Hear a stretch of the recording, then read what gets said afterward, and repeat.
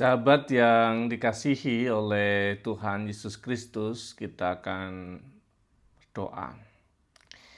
Kami mempersiapkan diri mendengar sabda-Mu, nyatakanlah kebenaran firman-Mu kepada kami.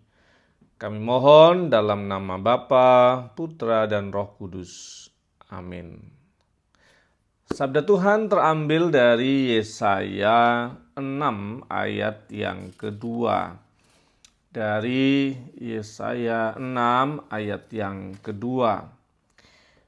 Para serafim berdiri di sebelah atasnya. Masing-masing mempunyai 6 sayap. 2 sayap dipakai untuk menutupi muka mereka. 2 sayap dipakai untuk menutupi kaki mereka. Dan 2 sayap dipakai untuk melayang-layang. Jadi, sahabat yang dikasihi oleh Tuhan Yesus Kristus, bacaan kita itu bicara soal penglihatan yang diterima oleh Nabi Yesaya, dan ada satu makhluk surgawi yang dituliskan di sini sebagai serafim. Dan serafim itu letaknya dalam teks kita disebutkan dekat sekali dengan tahta ilahi.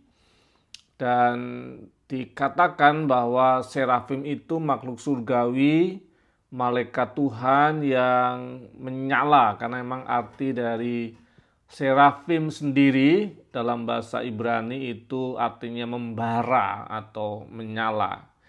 Jadi kalau sekarang bilang menyala abangku, nah kita bisa pakai serafim abangku gitu ya.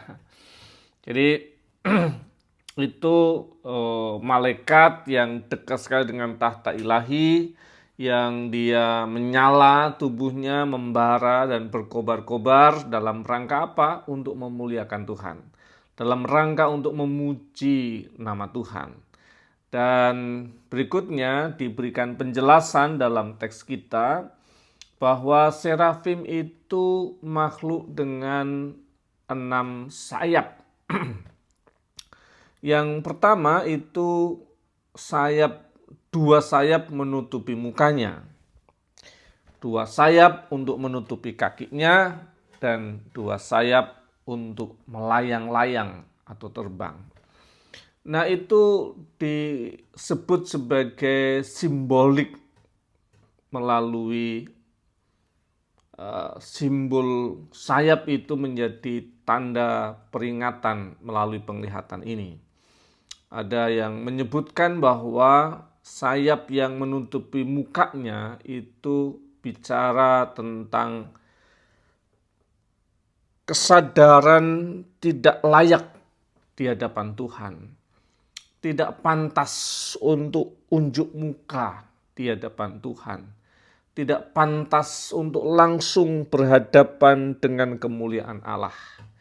Jadi malaikat serafim memberikan pesan kepada kita supaya kita tidak ngangkat wajah gitu ya, kayak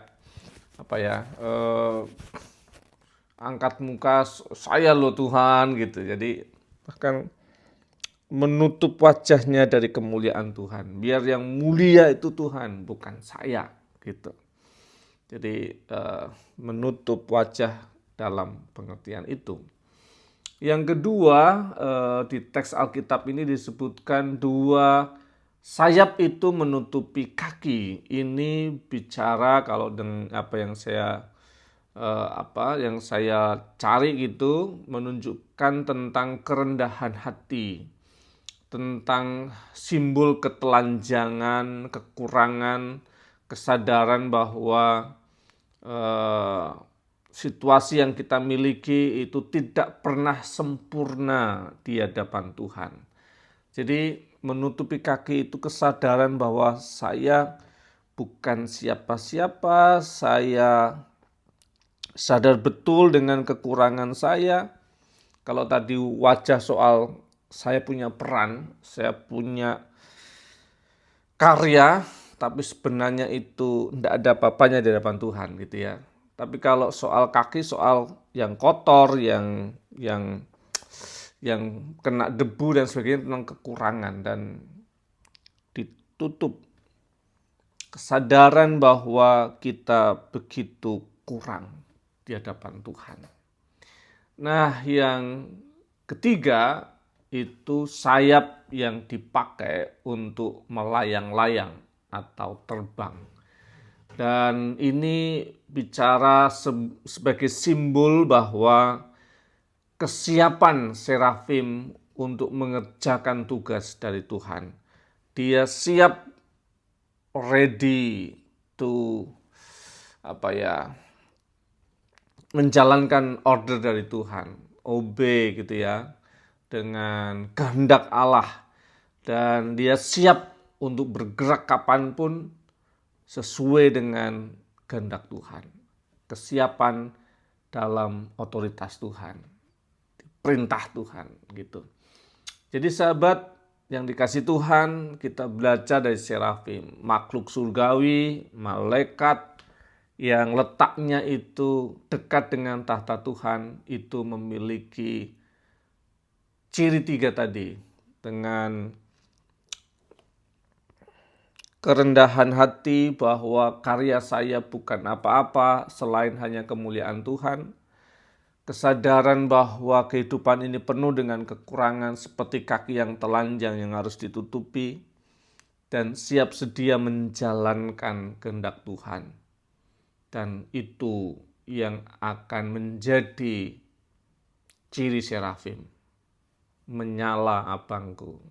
Jadi kalau kita mau jadi malaikat Tuhan, manusia yang hatinya malaikat, kita belajar bagaimana jadi pribadi yang punya kehendak, tetapi kehendak itu menturuti kehendak Tuhan. Jadi segala pencapaian hanya untuk kemuliaan Tuhan, segala kekurangan kita sadari kelemahan kita, tapi ready, standby 24 jam menjalankan kehendak Tuhan, turut dengan kehendaknya, maka kita akan menyala abangku, serafim abangku. Tuhan berkati. Mari kita berdoa. Terima kasih Tuhan Yesus untuk kemurahan-Mu yang menolong kami mengerti sabda-Mu.